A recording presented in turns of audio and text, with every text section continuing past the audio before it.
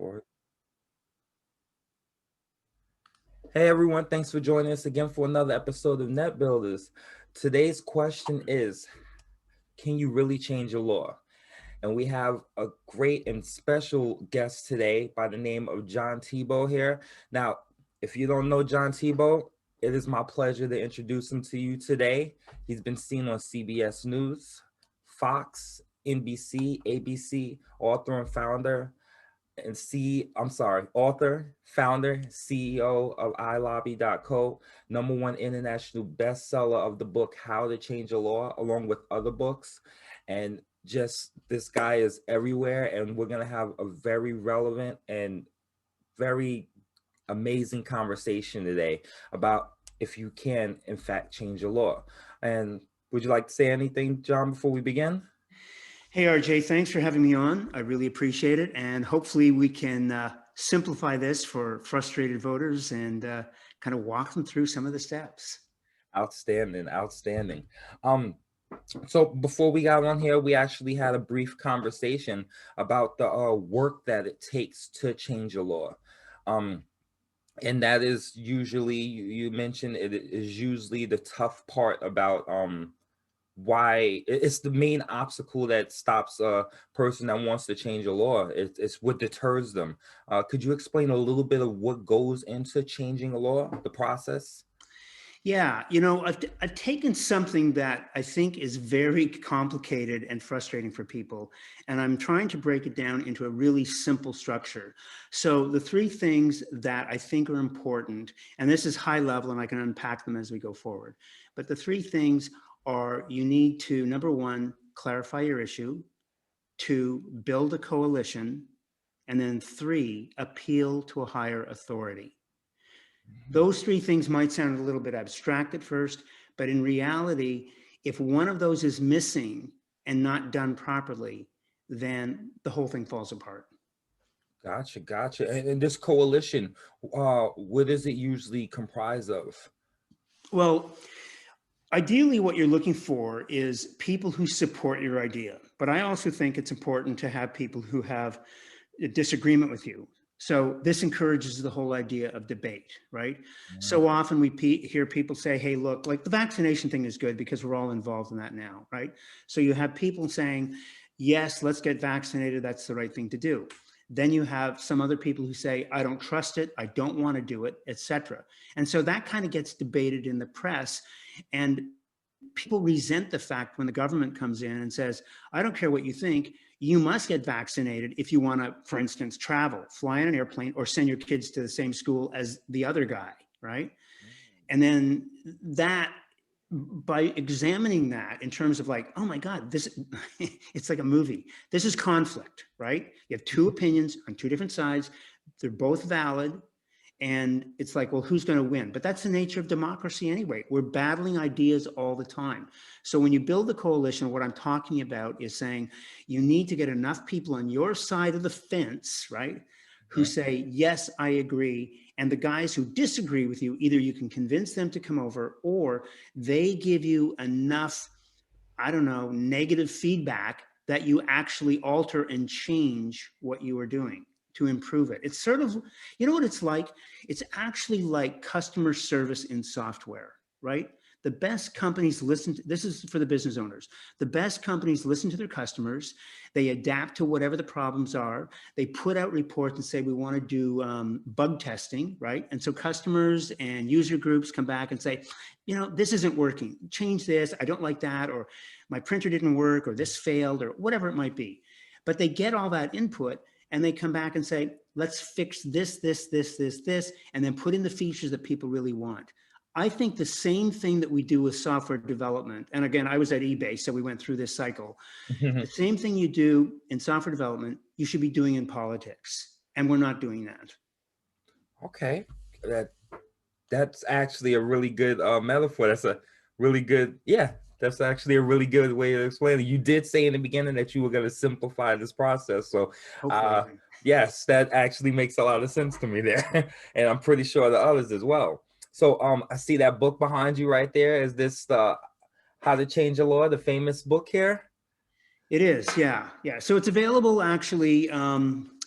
we reduced the price again for the month of June. So it's 99 cents, the ebook version. It's on Amazon, Barnes & Noble, Kobo, I mean, all the basic places. And available paperback, not hardcover, but paperback, ebook, and audiobook, actually. Okay, let me, can you hold that back up? I want everybody to be able to see that there. Go get your copy. Go get your copy. So let's talk a little bit more about this book here. What can we expect once we open that cover? So I give a little bit of background about my background and how I got into this, which I can chat about with you briefly as well. And then I kind of try to examine it from a high level, like, why do people want to change laws? And it isn't just like, I want to change a law or I have an idea for a bill or whatever it might be. My view is that at the federal level, it's very, very tough. Okay. It's a really difficult exercise to get involved in. But at the state level and at the local or the county level or at your board of supervisors or even in your homeowners association, it gets a little bit easier because you have smaller number of people and it's more local. And I think it was former Speaker Tip O'Neill who said that all politics is local, right? This is a long time ago, meaning that the issues that we deal with, the problems we deal with are probably mostly local because they say, oh, this affects me, right? Mm-hmm. So I talk about, like, at what point in your life do you get involved? And I can touch on that as well. And then what do you do, okay? And the interesting thing, again, I think for business owners is that I've thought a lot about, like, when do you really get involved? When you're young, your parents take care of you, everything seems fine. Maybe you go to college and, that's okay. And you don't really think too much about it. You get your first job and then you see all these deductions and you don't know what they are. Mm-hmm. And then you're like, oh, taxes, government, etc. Right? And you realize, yeah, we're all paying for these programs, right? Mm-hmm. It could be 22 cents for some kind of tax on transportation or gas, but we're paying for a program and we're all doing it. And so the state ends up with, $300 million to build a road or whatever it happens to be. So that happens. Then as you go a little further in your life, you gather more. So let's say you get married and you have kids and you get it, or you start a business, right? And at that point, you probably know a lot of small business owners, they are very aware of this because they've got employees and they're thinking about taxes and quarterly payments and all this kind of stuff. And so what they end up doing is saying, you know what, I need to make this, I need to optimize this. I need to make this better or whatever it might be. And I think what happens is when you have, here's a good quote, when you have something to lose, that's when you get involved. If you have nothing to lose, you don't care. So the people who start getting involved is when they have something to lose. You don't have anything to lose until A, you've got a house and the government says, eminent domain, we're going to take your home. Or B, you end up in, there's a case on the site right now regarding elder care where a woman, her father was in San Diego. This is a true story, actually. Father's in San Diego, older man, meets a younger woman after his first wife dies, and she ends up invading the estate, writes the kids out of the will completely and the trust, so they get nothing. And the new wife comes in, inherits this $3 or $4 million home in San Diego, and the kids get nothing. And then in some cases, it's happened where the father dies, and because they are the guardian or the trustee, they don't need to let anybody know. So they don't even tell the kids, oh, your dad died, right? Wow. It's unbelievable. Yeah. The district attorney in San Diego is looking into this. The woman, we have something on the website at iLobby.co related to this particular case. And I learned recently that Casey Kasem, his family, the radio guy, his family went through this, as well as Columbo. I forget his name now. Columbo, the detective guy. Okay. I know, it escapes me. It's, yeah. But they made a law. New York made a law about this very fact, and they're doing pieces little by little by little. But again, think about it. It isn't because they just said, oh my God, this is horrible. It's because they had something to lose. The love of the father, the loss of, that inheritance or where they grew up. I mean, all those kinds of things, and I could cite case after case of this. So sometimes it's about what you want to get, but sometimes it's also about what you don't want to lose, you know? So you might fight for something where you think that, you know, it's going to get taken away, or somebody's trying to do something else, and you don't want that to happen. So it That, can work. It can work both ways. that makes sense. That makes sense. And I think you hit the nail right on the head. People are prompted to act when they have something to lose. I mean, that's especially if you worked your whole life for the house, especially, you know. Yeah. So I can imagine you probably hear a lot of cases that have to do with eminent domain and yeah, and property, like because it doesn't really.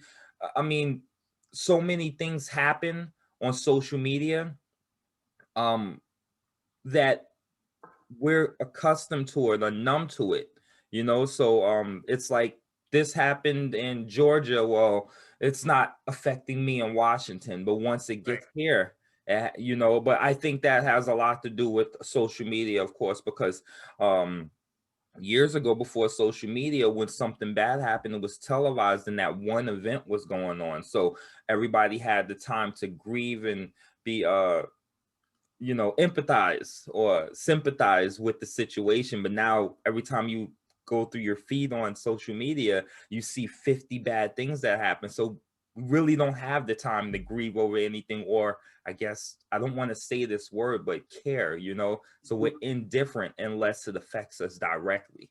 Yeah, yeah. I mean, Social Security is another great example. We're not doing much about it, but we keep hearing that it's running out of money, right? But it's like, well, so what? What can I Yeah, do? what is it? 2037 is supposed to be Yeah, gone. it used to be like 2030. They just keep pushing it out and Okay. printing more money. It's crazy. But what's interesting with that is all the people who are on Social Security and Medicare, et cetera, over 65, they, I mean, you talk, the politicians say this, it's the third rail, I think they call it, third rail or fourth rail, third rail. And it's like, don't touch it, meaning you'll get electrocuted, you'll get killed, because all those people worked all those years and they expect they're going to get paid back. So it's like maybe they tweak it a little bit or do something, but they never, if a politician ever ran on a cause saying, I've got it all figured out, I know how to balance the budget, we're going to take away Social Security. Oh my God, 60 million, 70 million elderly people, they will be freaking out, right? And what is that? They're afraid that something is going to get taken away. So that goes back to my point You're right. about when do you get involved, and then when do you do it? And you're right. You do it when it's local, it affects you. You're going to lose something that you worked hard for, and you know you don't want that to happen. So you're either promoting something to happen, like I want to save the whales, or you're stopping something to prevent something from happening, right? Yeah.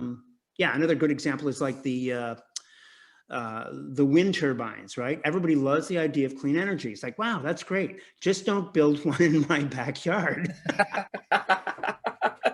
You know, You're right. You're right. it's exactly the same thing. It's like, I love the idea. I don't care how much it costs. Everybody will pay for it. It's fine. But put it out in the ocean. But I don't want to see it anywhere near my yacht club. Yeah, exactly. You know? Yes. So Yes. anyway, so that's what I talk about in the book. I talk about a couple of different case studies. Mothers Against Drunk Driving is one, which is another great example of a woman who lost her daughter to a drunk driver, and that changed the laws. That's an old case going back into the 80s. And then it's kind of, I'm looking at those saying, what can we learn from those examples? And then what can we do today that's maybe a little bit different? And what can we do today that a professional might do in terms of working as a citizen with politicians? That's all. Okay. Okay. So there was a case that you mentioned, mother. Is that how that? Yeah, Mothers Against Drunk Driving. Gotcha. I remember there was a huge ad about that. Like, It's it a big, met. yeah, it's a big organization now, but it started in the 80s. I talk about it. I can't remember the name of the woman who started it, but basically her daughter, young teenage daughter, was struck by a drunk driver. And at the time, I think this is in the early 80s here in California. At the time, uh, the level of intoxication you could have was greater than 1.0, or it was 1.2 or something, Wow. right? And so once she figured that all out, she was incensed that the government didn't do anything. It was like the guy got off on some lighter, lesser charge. Then she said, this can't happen. So she ended up, again, think about it. She had something to lose. She clarified her issue about what she wanted to get done. She wanted to correct an injustice, right? Where she was harmed and she lost her daughter. So she needed to build a coalition. So she talked to all the other mothers and all the other parents, and little by little tried to push it forward. And she didn't get very far. I mean, it was like talking to her neighborhood friends, and they were all incensed. Everybody understood the problem. But then they needed to say, well, what can we do? They tried to do it at the state level and the city level. It didn't work. And ultimately, she was able to get the ear of some federal politicians, and they said, okay, we'll do it. And then and this took her like 10 years. This is way before the internet, right? And so what ended up happening is they needed the help of the states. And my recollection is that they ended up piggybacking it into a transportation bill. So they said to the states, listen, if you want to get your highway transportation funds this year, which is $400 million, then you need to reduce the level. Again, I'm spacing on what that's called, but it's all on our DM. Or BAC. Yeah, excuse me, exactly right. Yeah, your blood alcohol. Blood alcohol content. I haven't had a DUI, so I don't know. Your BAC, the blood alcohol content, had to be lowered. And that's what got it down from whatever it was, 1.2 to 1.0 to 0.08, right? I think it's 0.08 in California now. Yeah, same here. Yeah. So that was what they finally, after, quote, some science and reasoning and figuring out the cases, they said, okay, we can accept that for a 150-pound or 175-pound person, but nothing beyond that. Otherwise, you're going to have these penalties. And those penalties are very severe now. So by doing that with the states, they got them on board because they said, oh my God, we're going to lose $400 million or whatever the amount was per state if we don't do this thing. Okay, we'll sign up. Because to them, it was just an administrative thing. Like, why is this important? Some lady lost her daughter, who cares, right? They don't care. And maybe individually they care, but as a group and a policy level, it was like, well, we got more important issues to deal with. We got the environment, or we got this, or all other kinds of, the farmers, they want to get something done, etc. So everybody has a cause. Everybody has an issue that they want to get solved. And you have to be dogged in terms of like pursuing it and saying, single-minded, I want to get this done. This is how I'm going to get it done, etc. And again, the idea behind the book and the company is that we kind of guide you through what is required to make that work based on real life examples of people who've done it before. Wow. Sorry to drag that on a bit. But. No, you're fine. I think that was very valuable there. I never knew the evolution of the BAC policy. I never knew that. I always heard about that organization, but it was great to know a little bit of the background, and that was a great example of the evolution of how that content level dropped. And also the fact that they had to leverage something, they had to leverage money in order to get these guys to actually move, right? Right. And the fact that you said that it was nothing but an administrative task, I imagine them actually changing that law was pretty much nothing but a pin on a piece of paper. Pretty close. I mean, if you think about it, what happens even now with states is that, we think, oh, everybody writes original laws and they're wonderful. No, they create what's called model legislation. So one state comes up with a great idea. They draft the bill and say, hey, this is pretty good. Like California, right? Let's say we have a bill in California and it's all like, this is really pretty good.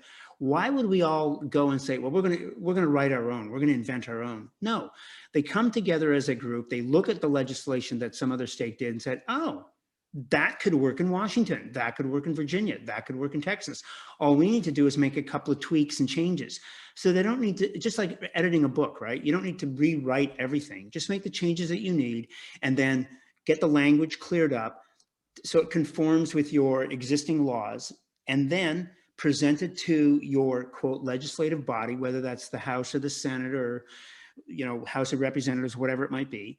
And, if it moves forward, then, great. You've got it, and it saved a lot of time. Because think about it, we don't think about this stuff. And part of what I talk about in the book too is from the politician's point of view.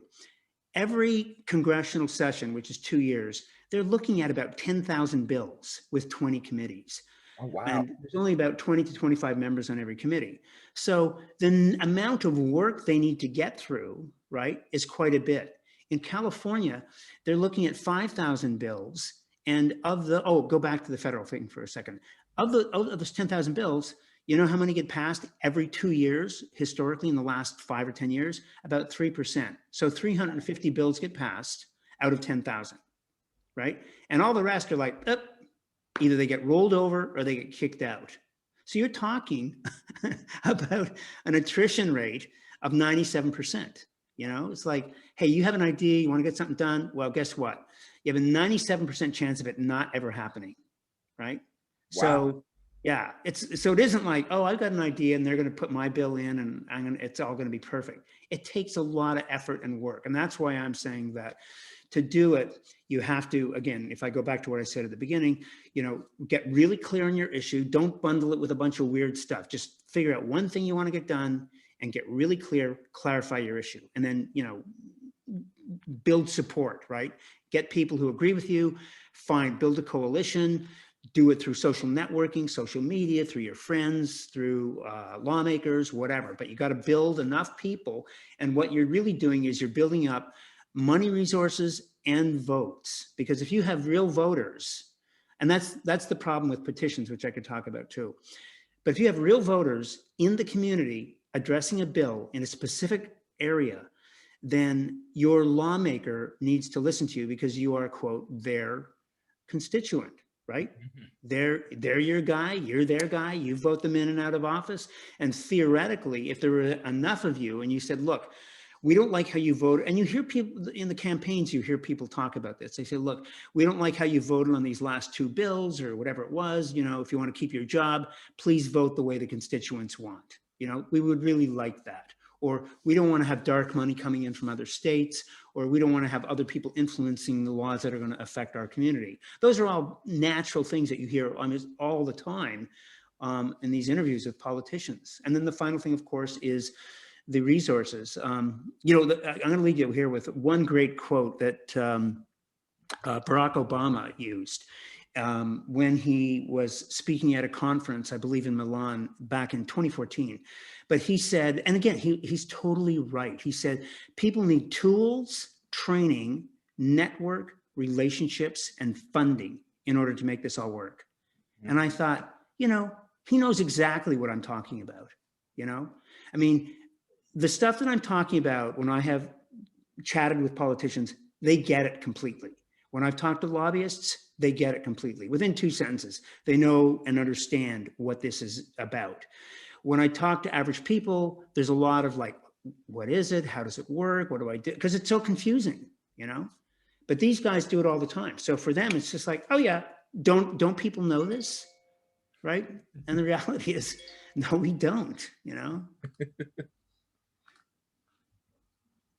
All right, so what do we have coming down the pipeline?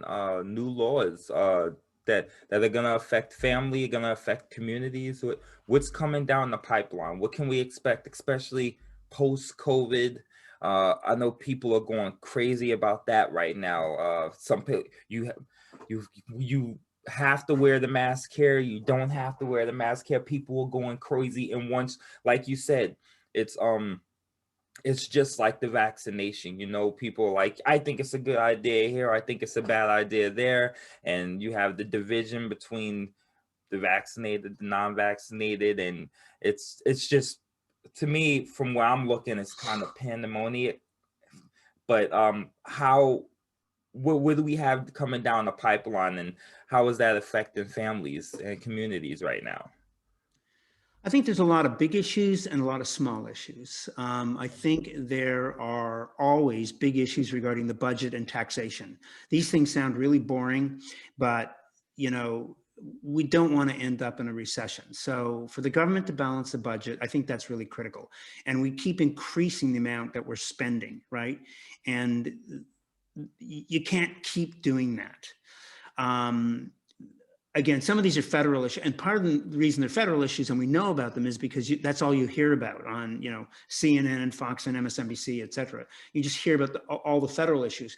Very rarely do you hear about all the local issues, but it's really the local issues and the state level issues where we could have the most impact.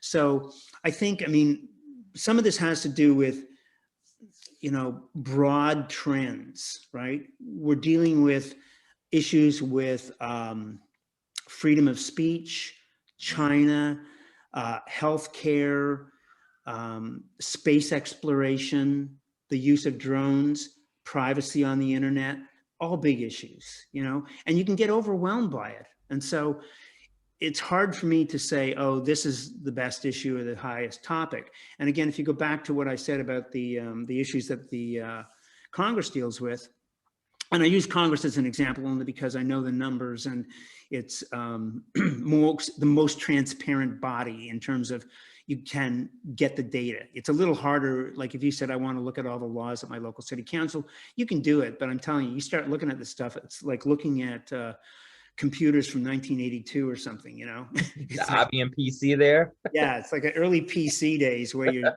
looking through like weird databases and trying to find stuff. It's not user friendly, right? Gotcha.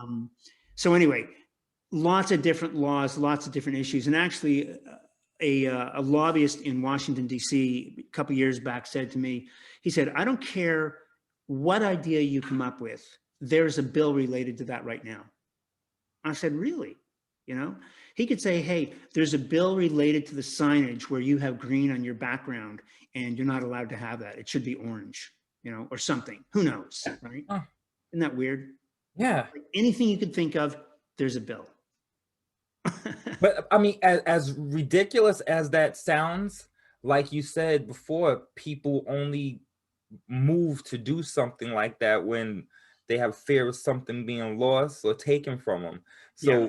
I have to imagine that has been a concern that came up to somebody at one point in time because of a fear of something. So as ridiculous as it sounds, it was relevant to somebody. Yeah, definitely. Somebody put it forward. So you and I cannot sponsor a bill on the legislative floor. That's why we have a representative, right? So people say this is a democracy. Well, it's not a true democracy. It's a representative republic, right? So there's a small distinction there. We don't have a vote like in Switzerland where you say, I'm going to vote on the issue and my vote counts, etc. Our vote is to elect somebody to decide for us, right? Except for ballot measures or propositions, okay, where we can vote on those. And sometimes they get overturned by the court, which is a wonderful thing. I'm being facetious, of course. So we vote for this person. We trust them. We like them. We think they'll do, quote, our bidding. And we hope that they do most of what we want. But they have also lots of competing interests. But if you had an idea for a bill and you went to your state representative and you said, hey, look, I have an idea for a bill, they should hear you out. And people can do this. They've done it here. And I have a case of a guy I know in San Jose who did this. He went to his member of Congress. He said, hey, I've got this thing that really bothers me. I want to get it done. He drafted it 2 or 3 paragraphs, made it very simple, took it to their office, and the legislative director and the staff put it together and said, you know what, we really believe that you have a good cause. They wrote it up in legalese, right? Sort of the legislative bureau language that the politicians are used to. They wrote it up in that language. And then the member of Congress, who was Zoe Lofgren from San Jose, she introduced the bill on the House floor. And it was an actual bill, actually 2 bills in Congress, not this session. It's in this session now, but it was in the prior session as well. So it was in 2018, 2019. And it didn't get passed, because we were dealing with lots of other things, of course. But at least he got to the point where they agreed it was a valid cause. They wrote it up. They put it on the site. They made it available, but they sponsor it. So that's how that works. And we have a case here, a situation where a former senator, California senator, he did the same thing. It was a program called There Ought to Be a Law. And so people could submit ideas It was a contest, and if they won, he would take the ones that were the best ideas, and then propose them on the Senate floor. And the person would win a flag that had flown over the state capitol. They would get the pride of authorship of knowing, like, wow, I got a bill that somebody's going to do something about, right? They were heard, right? So, which is really a big deal. And they got some press notoriety, et cetera. And, I get in some cases, people would end up with bills named after them, Megan's Law, those kinds of things, right? Gotcha. Okay. Yeah. So from that standpoint, for the average person, if they're singular and they say, this is a really important thing, I want to get it done, I'm really more of a cheerleader, right? I'm like encouraging you. Yes, if you really feel like you want to do it. It's a marathon. Okay. It's not like a quick sprint and you're done. It's a marathon. You put it together, do it the right way, and don't do silly things along the way, Yeah, don't do silly things along the way. Yes, that's a big one there, which actually will bring me to my next questions. I want to talk about the ones who are more likely to do the silly things and the more impatient members of our society, which of course is teenagers. We're starting to see more of them pop up as entrepreneurs. Actually, just the other day, I talked to a 12-year-old here on Net Builders. She's amazing. I think she's our exception here. She's very mature, but there are a lot of other entrepreneurs who I'm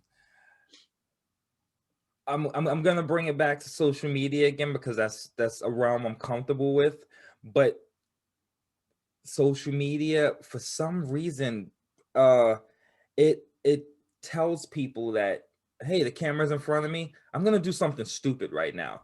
For some reason, I don't know what it is that clicks in their head that makes them do it, so back to my point. I'm sorry. The advocate for change for teens, they're more impatient, and they want instant gratification.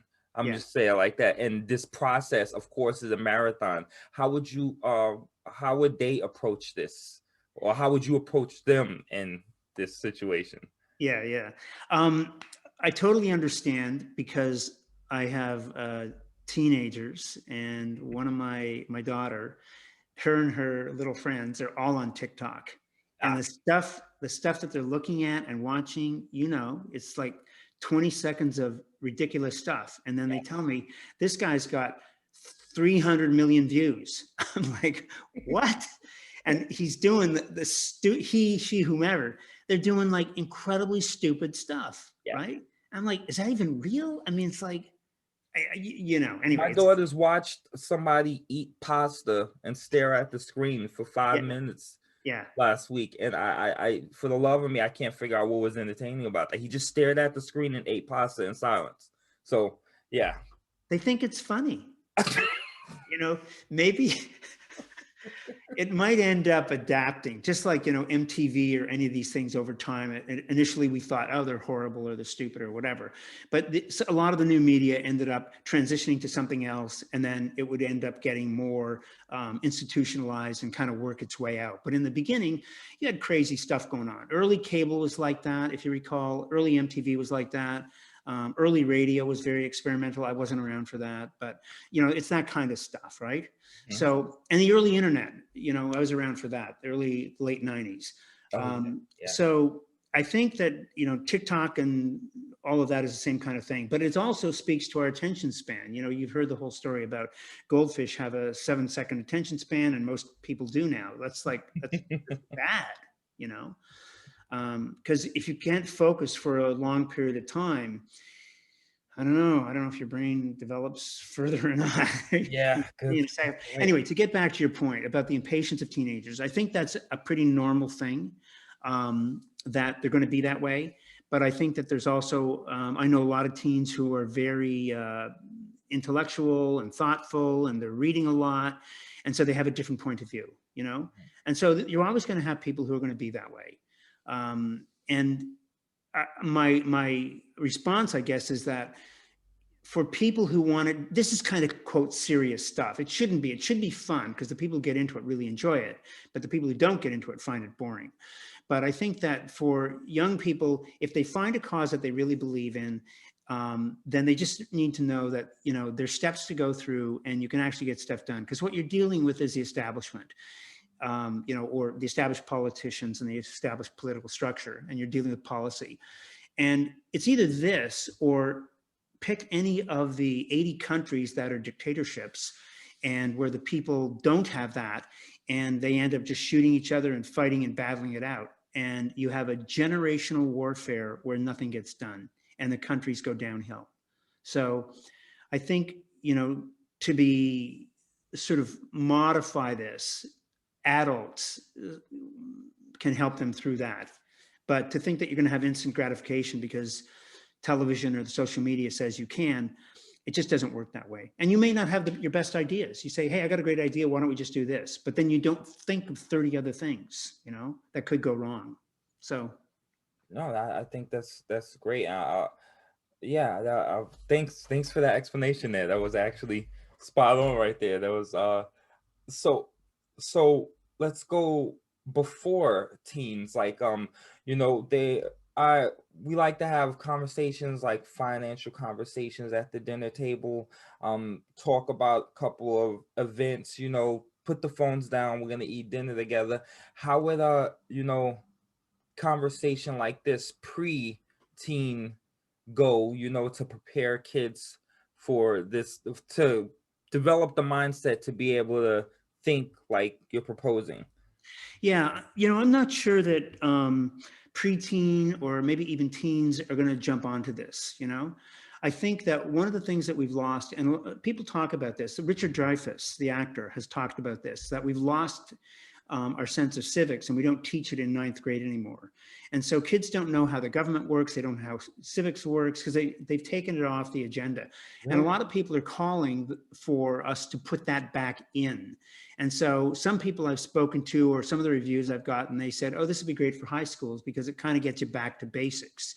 And I've also had people who say, you know, this is so elementary, this should just be taught in high school. And I'm thinking, that's okay. You know, I'm not trying to make it. You can read books on policy that are so complicated, you can't get, they're 400 pages long, you can't get through them, you know?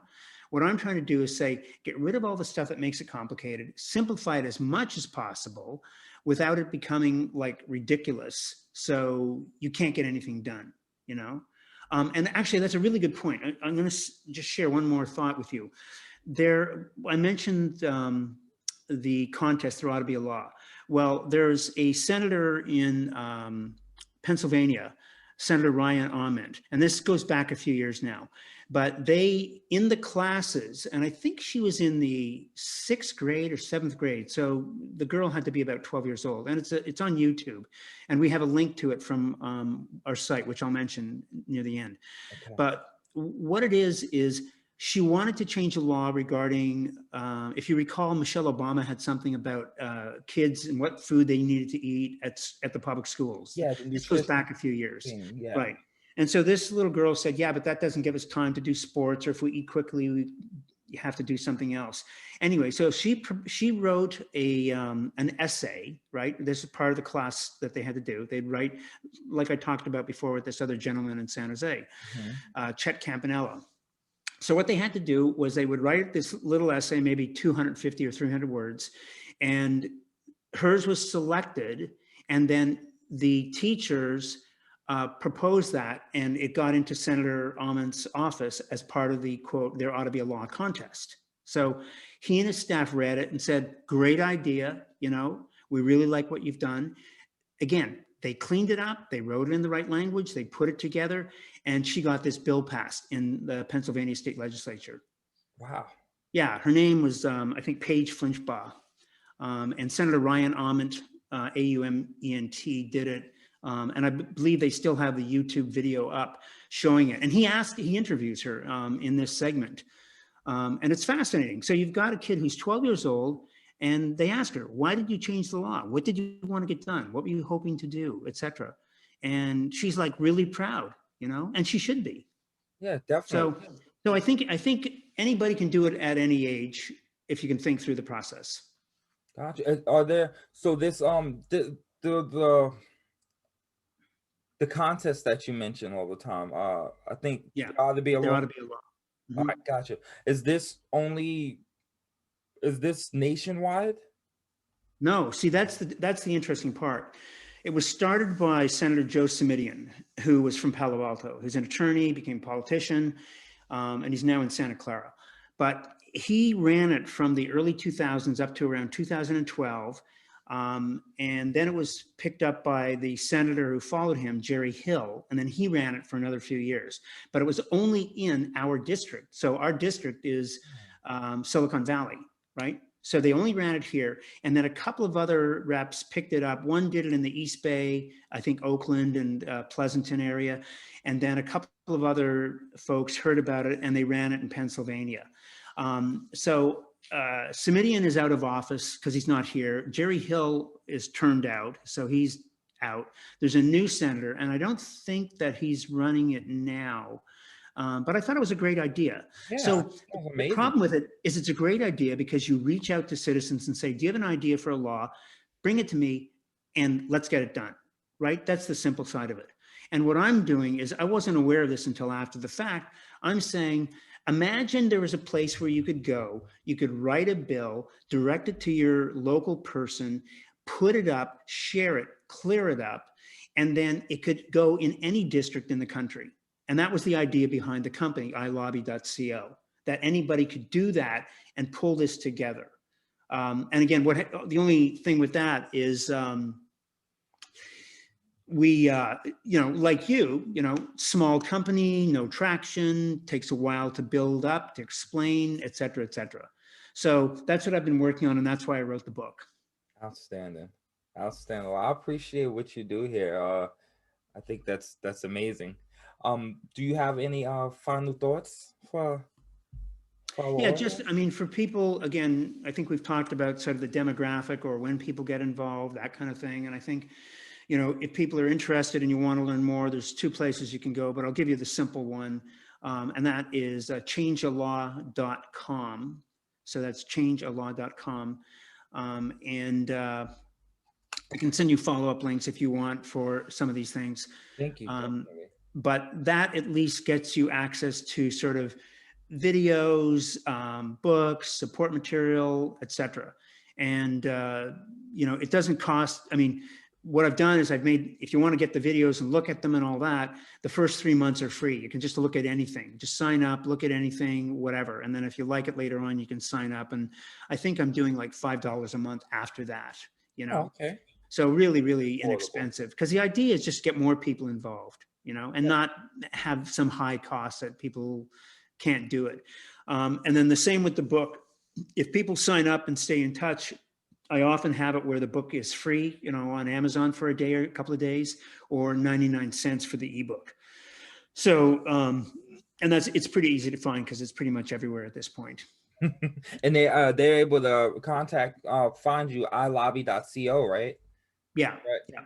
Gotcha, There's a support email in there as well. Yeah. gotcha. And I'll definitely have this information inside of the description so they could reach out. They could be able to see what you're up to, follow you. Um, Yeah, and my name or the company name or whatever is on Twitter and Facebook and all that kind of stuff.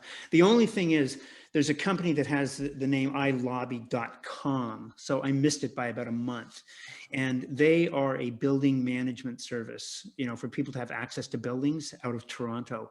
So people look up iLobby, they see iLobby.com, they go to that guy and they're like, gee, what happened to John? So I basically become a ghost. gotcha. I think that's the term, right? I've been Yeah. ghosted. Yeah. Gotcha. So yeah, we'll have your link on here. It's iLobby.co. CO, correct. Gotcha, Yeah. gotcha. And also John also has 2 other books here. You guys check them out. The Political Game and Sway. Check them out. They look very amazing. I'm definitely gonna get my copy. I like to read it, follow up with you later on, and maybe we can have a conversation on those too. Yeah, and it'd be fun, if you ended up, I've done it where I've done call-in radio and we have people call in, and it's fascinating because it's like playing tennis. People call in and they ask questions and say, well, what can I do this in my community? How does it work? And they get really impassioned. And so I've been thinking the idea of having a Zoom call where you have 2 or 3 or 4 people and they have different issues, and then we talk them through it and then debate that, I would love to do something like that. We should. Yeah, I mean, that'd be great. So, I mean, if you want to host something like that, or some people respond and say, "Hey, let's do something," or you have 2 people on either side of an issue: save the whales, kill the whales, have the vax, don't have the vax, and then we just talk about what's the best way to approach this. Not like who's got the best idea, but just like, if you want to go forward, this is what you would do. Definitely, I think that'd be a great idea, especially since there's so much controversy in the air. Oh, We could sit here and battle it out on social media all day, or you could actually, like you said, be heard. yeah, Be heard. and then really, and I could talk through. If we did this, like I did with the guy in San Jose, we'd figure out who your representative is, what committee they're on, who the other members of the committee are, and why it's important to build that coalition with all these other people. That's a topic for another day, but it really has to do with being strategic about how to make this work for you, your community, and get something done. Definitely. I think we should definitely do that. I think that would be a great idea. But that's all the time we have for the day. And I appreciate you being here with us today, John. Good. Thank you so much, RJ. I really appreciate it. Thanks. All right, guys. Until next time, we'll see you soon on Net Builders.